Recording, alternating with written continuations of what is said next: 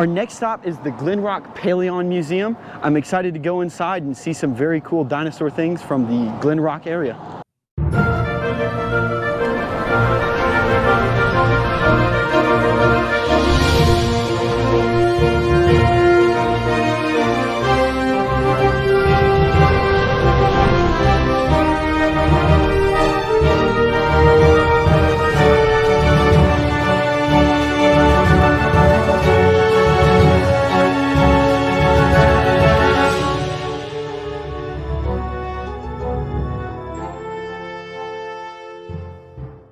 All the fossils in here are from Wyoming. All displays are from Wyoming except for one. Right up there, those two vertebrae, those are the two I just showed you. They're fused together. From there back, and a couple more, those are all real except for that one and that one. Those are reproductions. This is all real. Wow. This is real. It's all one color. Those are reproductions. Okay. We found about 35% of Rip Van Allosaur down at Como Bluff.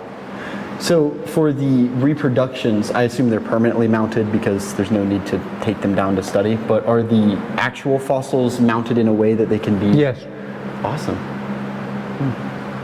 And that was all done by a volunteer, one of our guys here that's pretty handy. He put the armature together.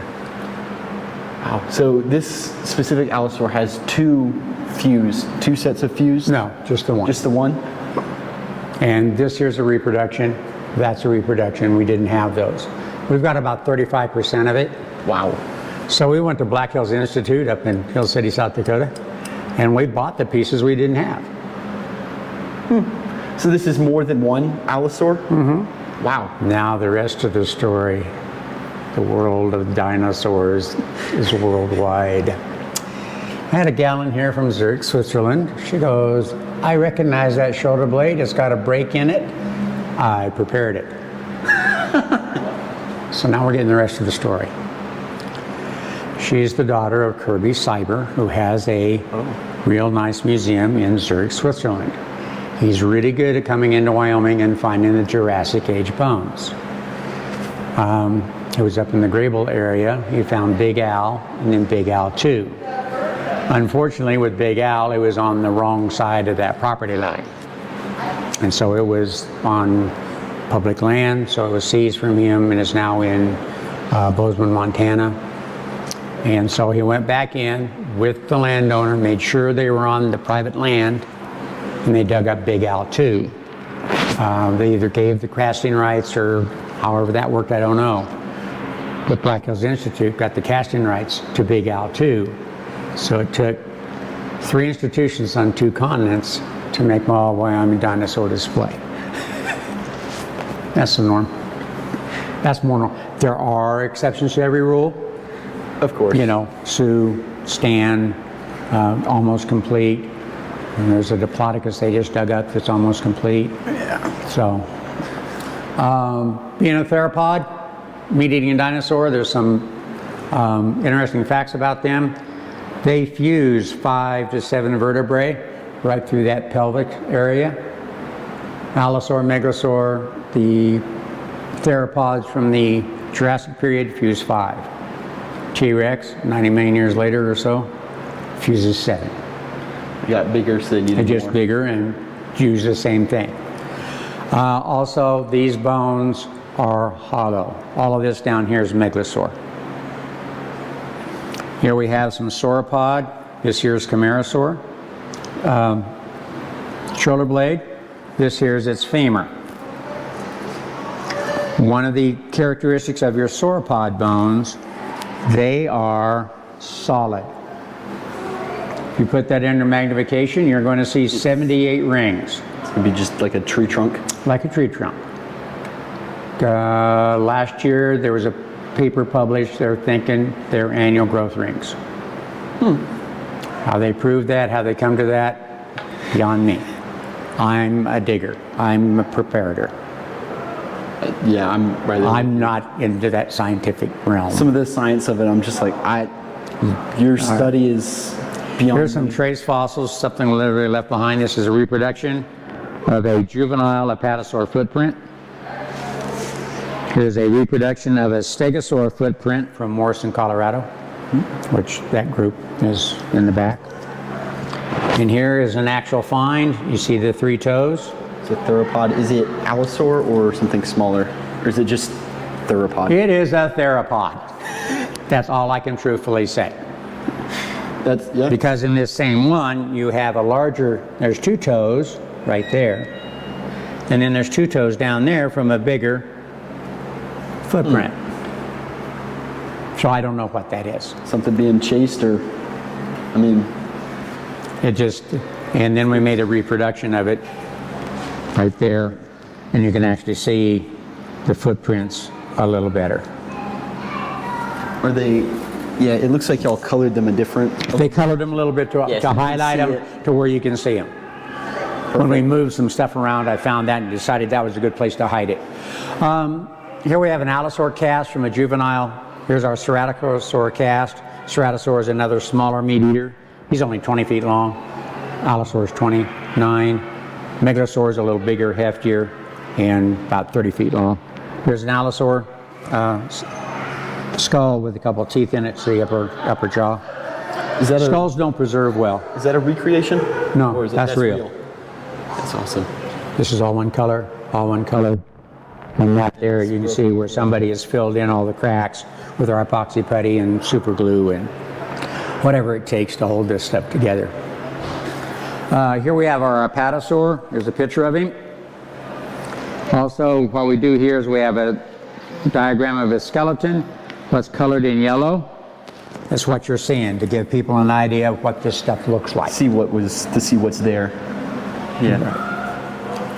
Right there is the proper head to fit on an apatosaur. For many years they were sticking diplodocus heads and whatever they could find and put on there. That's the 4th rendition. The number 5 is out there in the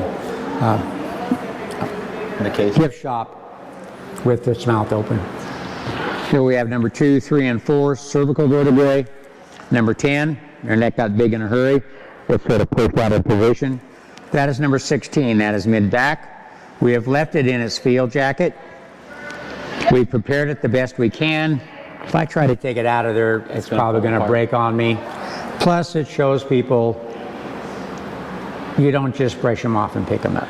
Yeah, there's a lot of work goes into these things when we find them. Here we have its front leg, a couple more dorsal vertebrae, and caudal vertebrae. Very long, whippy tail. They get down to about the size of this, real small. What was interesting about this particular find, they found 3 out of the 4 legs in a vertical, articulated position. Just sticking up in the ground?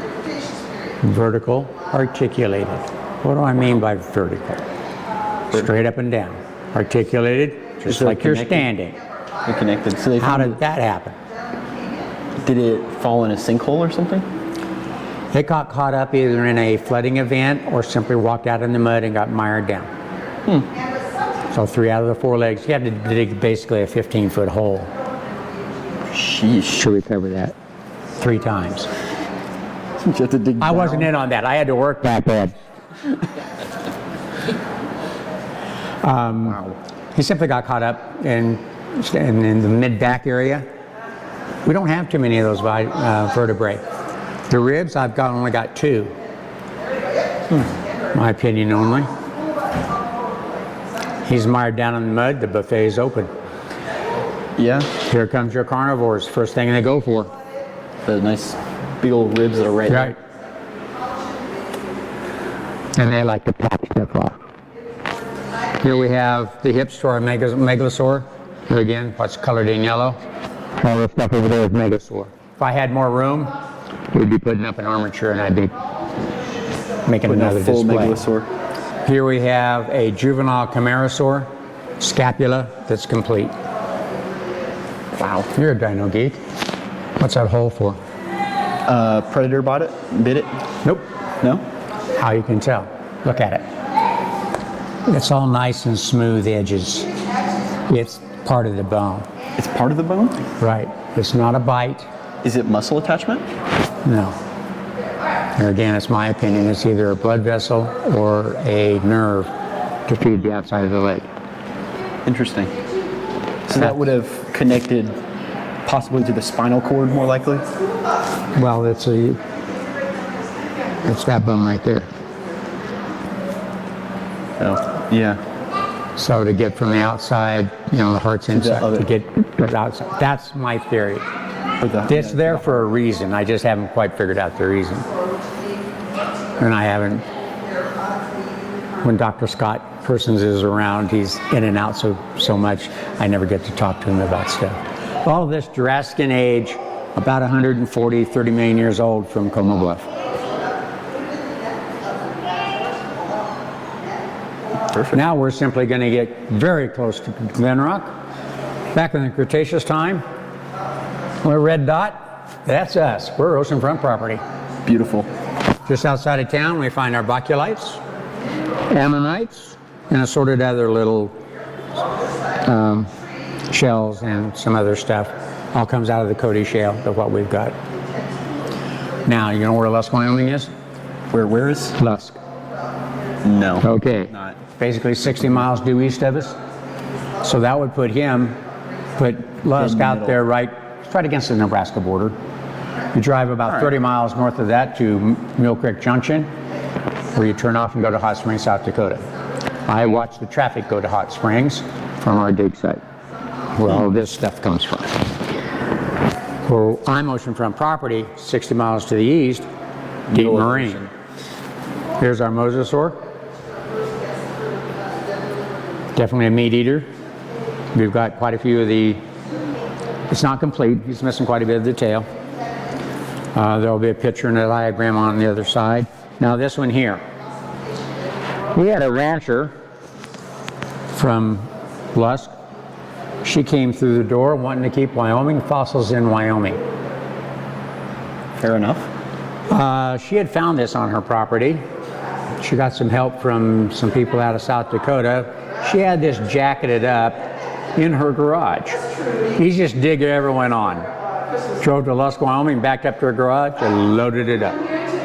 Perfect. So we did all the prep work. We got the tail, part of the hips, and here's the long, narrow jaw.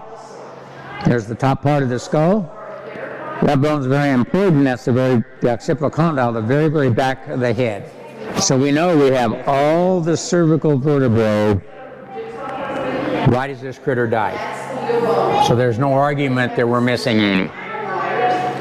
In the world of plesiosaurs, 32 cervical vertebrae is an undiscovered number. So Dr. Persons wrote the paper, and this has been accepted as a brand new species of plesiosaur that's never been found before. Might have been found but never described, or they found part of it, not enough to identify it. Its scientific name is Serpensucops fisterae. Pfister is the last name of the rancher who found it. Fair enough. Fair enough. They've since sold the ranch, but in the contract they retained the rights for us to go on the land. And Dr. Scott Persons and his crew found lots of good stuff. I'm going to have lots of stuff to work on this winter. Here we have our fish. We've got its head, pectoral fin, and the tail, stuff in between. Just missing. A lot of things. It doesn't take much for that to disappear. All those thin. And this is a pectoral fin from a completely different kind of fish. It's more like a sailfish, I've been told. All right. Here we have the wing, partial wing, what's colored in yellow, to a pterosaur.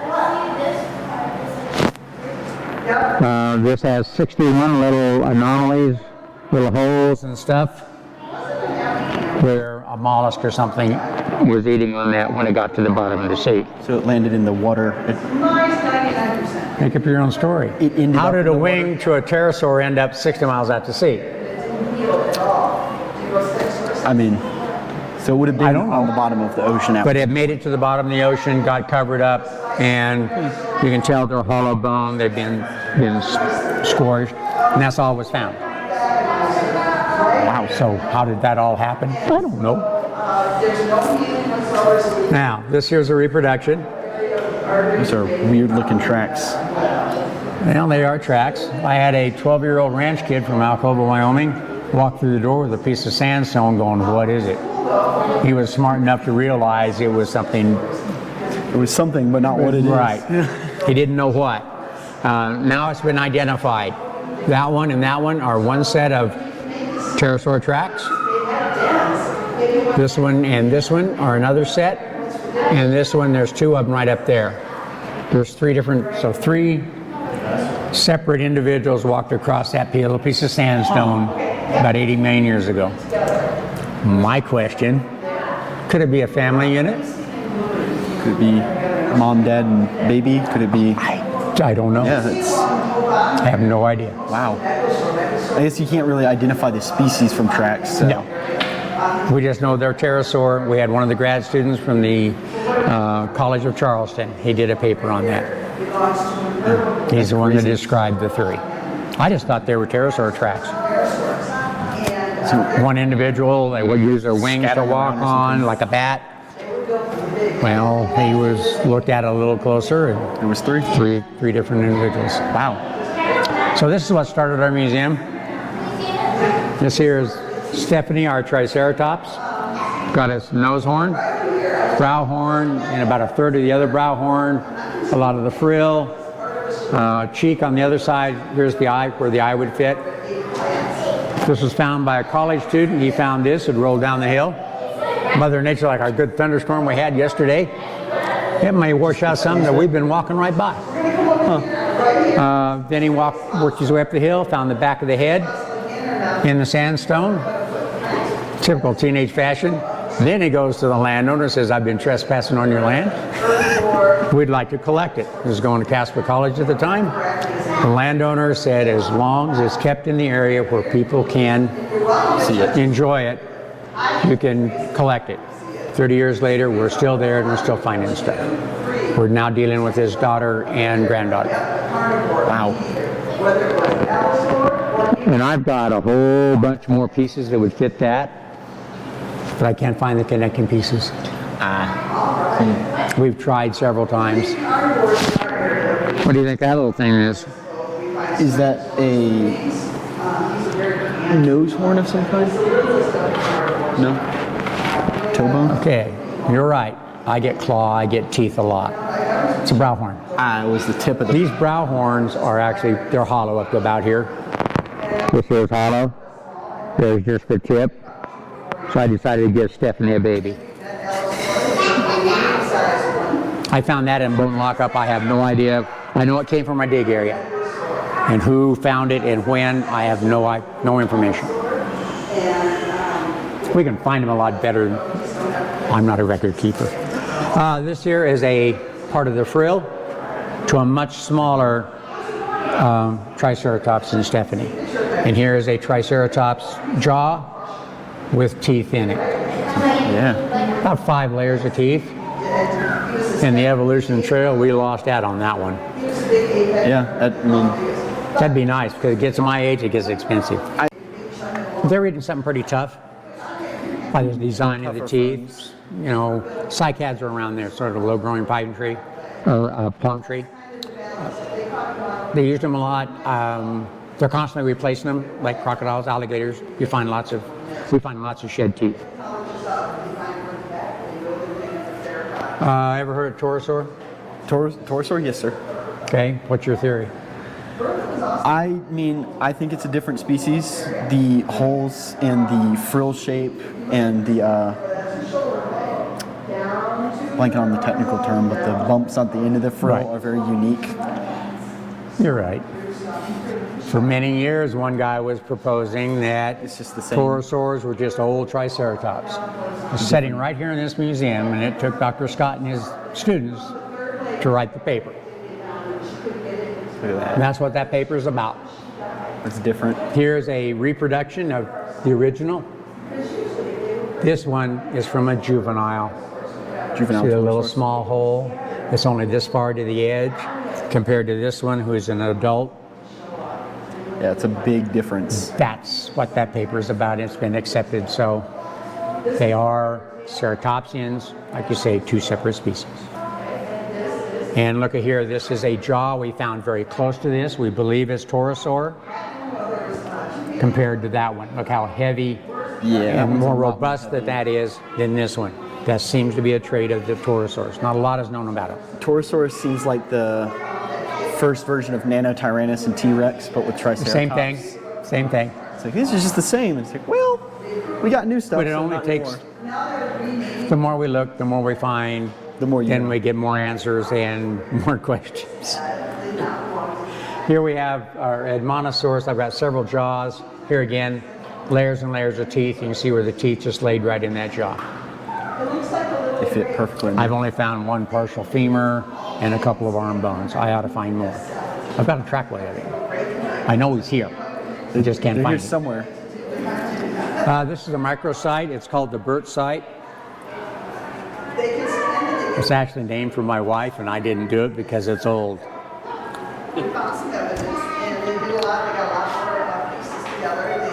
Number one thing we find, when you dig this area, this is what it looks like. It's just a jumbled up mess of little stuff. I think it's an eddy in a river. Something's concentrating this stuff all in one small area. Number one thing we find, garfish scales. And they look like a modern garfish. Ricardostacea, there's meat eater, marsupial, look at the berklet, teeth. One with a root, one without, so that's probably from a dead animal. This one's just broke off. Hadrosaur, Triceratops. My best find, T-Rex, just the tip of a T-Rex tooth. A lot shedded. And you can see, probably broke it off. Okay. Nanotyrannus, there again, we thought they were a juvenile T-Rex that proved to actually be just a smaller species. Troodon, Champiosaur, that's alligator teeth. Two different kinds of crocodile teeth. Our most intriguing little piece is that little guy right there. That is from a very young baby T-Rex. Huh.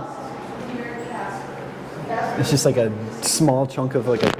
something. Well, what we did is when we were collecting a lot of the work in this area, a lot of the stuff we collected faster than we could catalog it. When they finally, our kids from Charleston, they come here in May. And if you're familiar with Wyoming weather, in the month of May, it may do anything to you. So they got snowed in for a couple of days. Oh. So they sat back here with the microscopes. Under the microscope, they found 5 of those. Sheesh. Huh. That's the smallest one. And then that's our little vertebrae from T-Rex. Well, a T-Rex. Here's our ceratopsian. This was found in 2015. They put a field jacket over it. They said they left it there to mark the spot. I think they forgot it.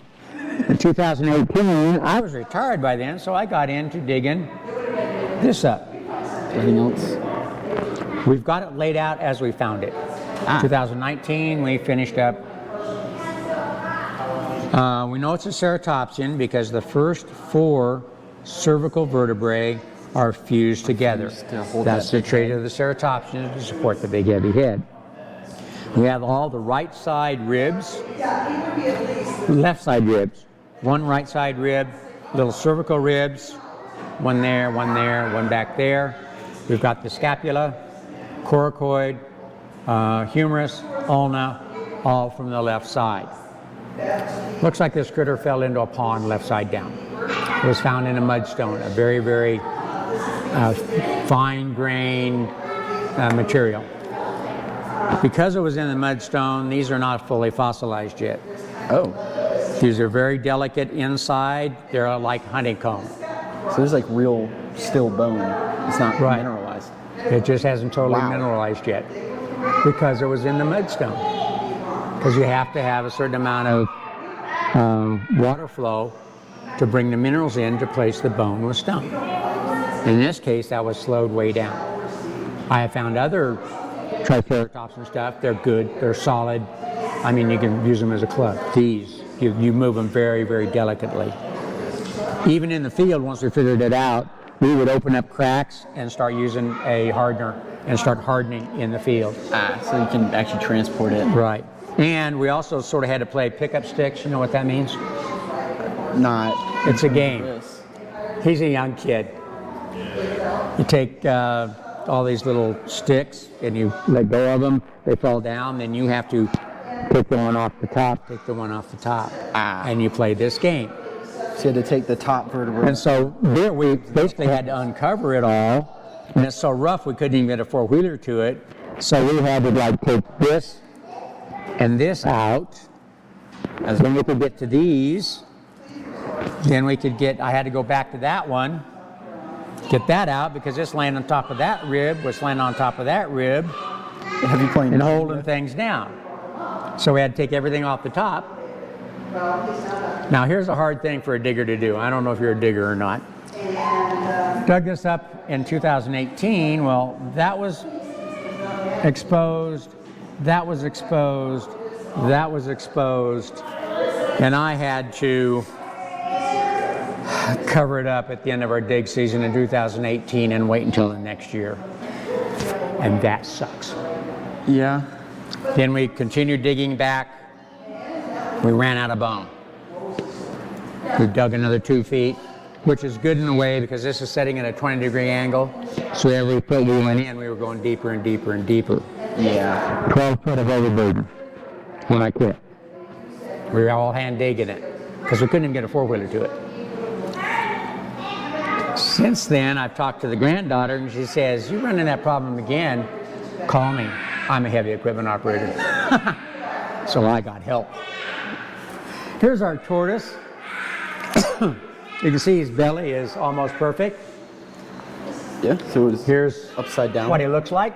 It's upside down. Here's its field jacket. This being concave, like a modern tortoise, makes it a male. Now, up until these pictures were taken, I never saw the top shell. Left it in. I helped drag this thing up out of the very bottom creek bed. It took us all day to move it up to the truck to get it into here. It's missing that part of the shell. Pretty big chunk. It isn't like there's chunks laying, it's gone. Possible bite mark. Oh. I know that T-Rex tooth fits that hole really, really well. So make up your own story. T-Rex might have bit this. Here's its Tortoise. full name. I'm not going to try to pronounce it. I don't speak Latin or Greek, so I'm right there with you. This is our notosaur. All of these are osteoderms. Osteo meaning bone, derm meaning skin.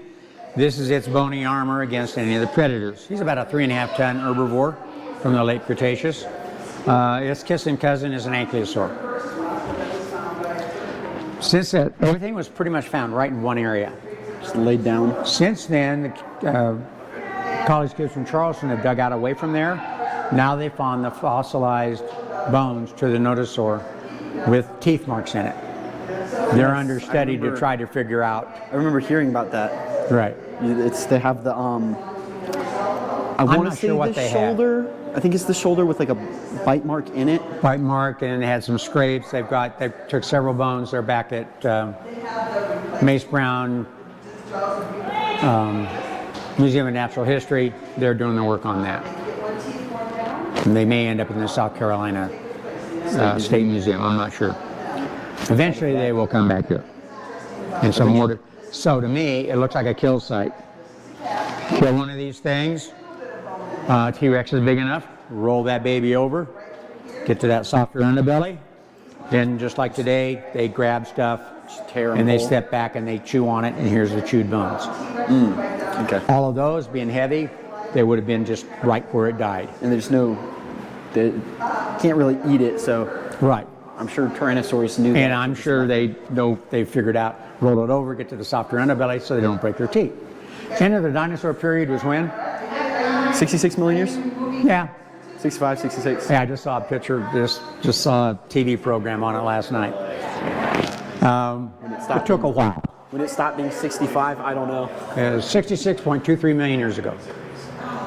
How they got to that specific number, that's above my pay grade. So this here is a almost complete skeleton of Oreodont. It's found just south or just east of Douglas, out of the White River Formation. People say they're early horse. No. To me, they are a 35, 40 million year old prairie dog. They're a burrowing mammal, raise their youngs in the burrow. Casper College has the original. They also have where a whole family unit was preserved. So just like prairie dogs, they raise their young in the burrows. So we have a Mericoiodon, that's about a 200-pound herbivore. We've got the jaw downstairs to be worked on. We've got some Coiodon skulls. We have a turtle, looks very much like a modern turtle. Yeah. Unidentified carnivore, so if you know the carnivores of the White River, have fun. And this is a reproduction of a hyenodon skull. Yeah. A visitor asks, and no, they are not related to hyenas. No. They're completely separated. This is the only one that's not from Wyoming. Yes. This here, you've probably seen this. It's all over the world. You don't get preservation much better than that. The German Archaeopteryx. Right. Famous. But how it ties in,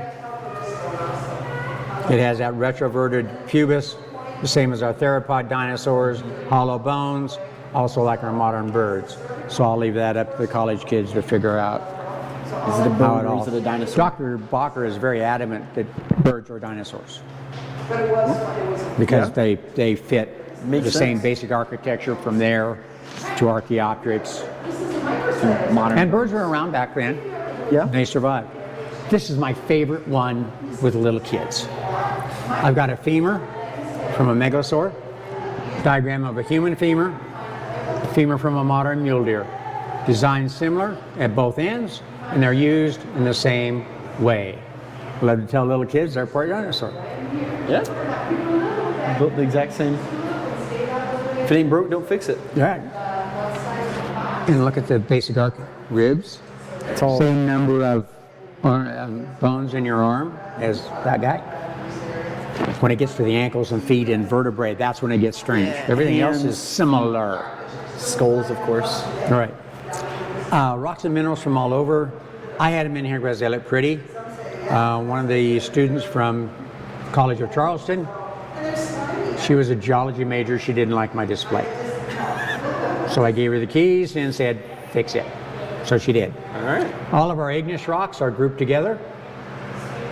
I didn't realize amethyst is just quartz. That's all the same mineral. Snowflake obsidian. Obsidian is found in Wyoming. Feldspar from Peru. We got the collection from the Casper Gem and Mineral Club. They gave us a bunch. We have our more metamorphic rocks, sedimentary rock. I'd love to know how that desert rhodes is made because I've never seen it except here. It's not from Wyoming. It's a southern thing. Oklahoma, New Mexico, Arizona. That's where you find it. Texas? I don't know. She gave me another class. Evaporites. Mineral-rich water. The minerals in that water will precipitate out. When I'm working on the mosasaur stuff out of the deep marine, I find little bitty crystals of gypsum and sulfur. So that goes on. Here I had something wrong. This is a part of a ilium to a hadrosaur. It's part of the hip bones. This area right here, I thought was an imprint. Actually turns out to be the fossilized skin of the hadrosaur itself. Wow. They found, that's the beauty of having my college kids, because they're seeing stuff from all over, studying this stuff. The other ones, Dr. Scott Persons identified that. I didn't. Cycad trunks from our area. There's a picture of what a cycad looks like. Sort of a low-growing palm tree. Here's a lot of leaf imprints from our dig area. Here's some more leaf imprints.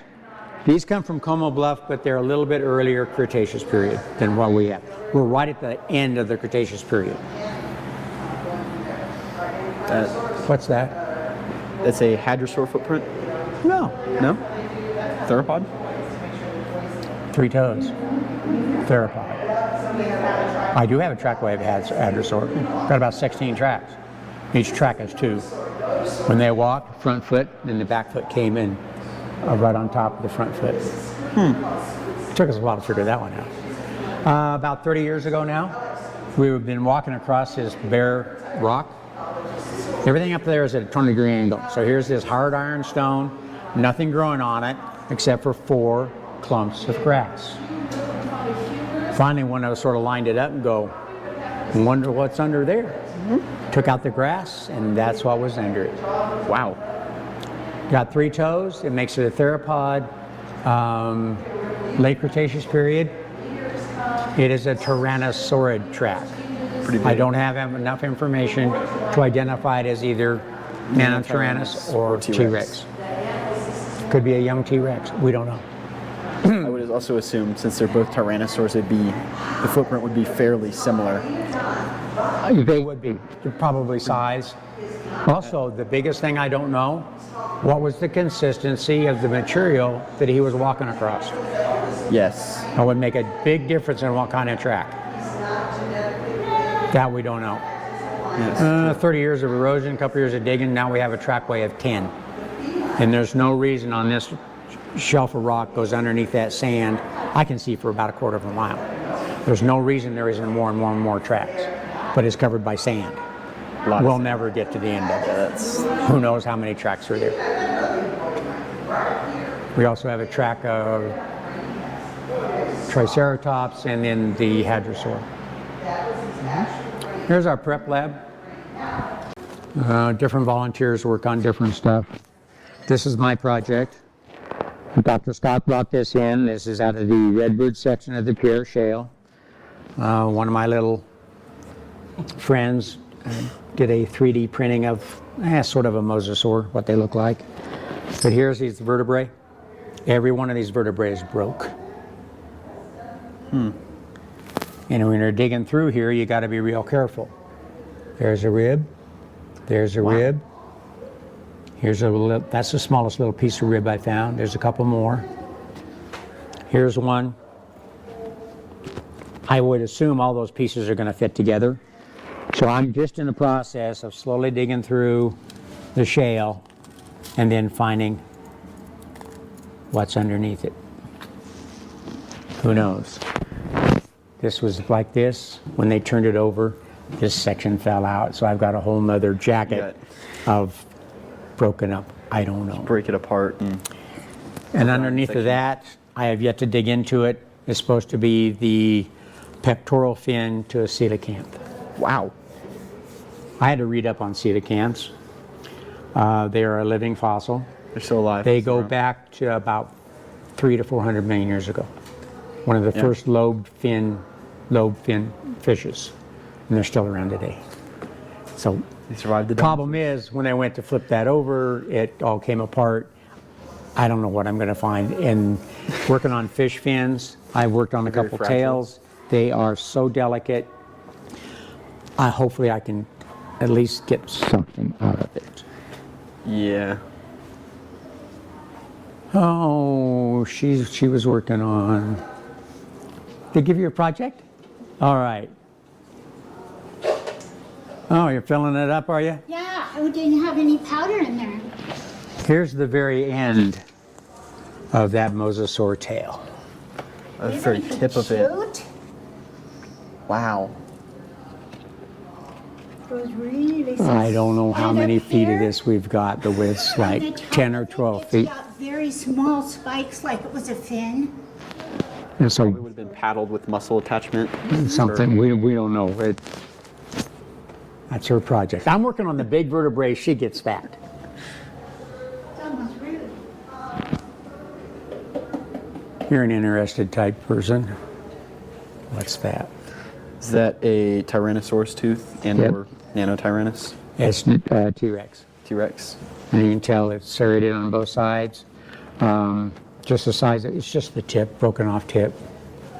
And that's the thrill of being in here. I don't go in the field anymore because I'm busy in here. I found this in a jacket. They never saw this in the field. You get to find all the hidden fossils that they didn't see. You know, because when they dig around something, they dig sort of under it, cup it over, they turn it over. Well, I'm digging down from the unknown side. Yeah. So I get the thrill of discovery now and then. And that makes it fun back Makes you there. think about how many fossils you might have accidentally uncovered without even knowing it. Right. Or walk by, people who don't know, they walk by, they don't recognize it. That's another jacket That is from a different mosasaur. That's Finnegan. Which that and this are from the same one. The They same? brought that in last year. They brought in the rest of them this year, or what they could collect. And then Gigi. I've got a whole bunch of that. We've got enough to keep us real busy this winter. Any more questions? No, no. Beautiful exhibit. Beautiful All right. prep lab here. It's very open too. And this is the part that a lot of people don't get to see, is the prep lab. Yes. At best, it's behind glass. Here you can talk to. That'll be her first piece she's worked on. Yeah. It's part of the mosasaur. Part of the mosasaur? That's Oh. vertebrae. Oh, okay, it's that one. Yeah, I'm just cleaning it off. That's RG. She walked through the door and said she wanted to volunteer, and I said yes. All right. And she's doing very well. Gave tours yesterday, now she's prepping. I love it when I get younger people in here. And a big thing for me, no matter how old I feel, I'm working on stuff a whole heck of a lot older, so it makes me feel pretty young. You're never the oldest thing in the building. About 140 million years old. That would be your allosaur. Right there. That's a cool. Whoa. Is that quartz? And Is it? looks like it. Okay. And that's just the knee end to an allosaur femur. I've got the whole bone. So is it? I left it in two parts because that's cool and I wasn't going to cover it up. Yeah. Yeah. Now, that is rose quartz. How did the rose quartz get inside that bone? I would assume there was a break in the bone somewhere and groundwater carried it in. No? Remember your geology. Igneous rock. It has to be liquid. It has to be hot. Oh, so volcanic It's volcanic. eruption. There's a lot of volcanic down in our area. A lot of the matrix around is a volcanic ash, secondary volcanic ash flow, what some of the stuff is buried in. So, my theory only. Because I asked the president of the Wyoming Geological Association, how did the rose quartz get inside that? She's the only one that gave me a real true answer. I don't know. I don't know. This has been around for 130, 140 million years old. I don't know exactly which level, but Como Bluff, Morrison Formation. This had to be fossilized first. It had to be stone first. Or else it would have been. Then, because most of the limb bones I've worked on, they all seem to be cracked 2-3 times. Got a crack, that liquid got inside and it feels like, I'm not going to break the bone to find out, feels like the whole bone is filled with that rose quartz. Yeah. I mean, That's just some of the cool things that we have around here that, the mineralization process with it, it's always interesting to get. right. We're talking things around 130 million years. I mean, there's been a lot of volcanic stuff. Yellowstone was supposed to erupt every 700,000 years. We're overdue. But to see a lot of bison But we've been, fossils. well, they'll be gone. Well, they also had brand new geyser show up just a couple days ago. True. So, I did see something about that. that's fun. Hopefully that's a good thing. Yeah. It's preventing the volcano. Yeah, hopefully. I am Don Smith. I am the director of the Paleon Museum. Well, thank you for going through and giving us a tour of this amazing museum. You have a lot of amazing specimens here, and I'm really glad that you could just go through and see it all. Okay, I'm glad you came.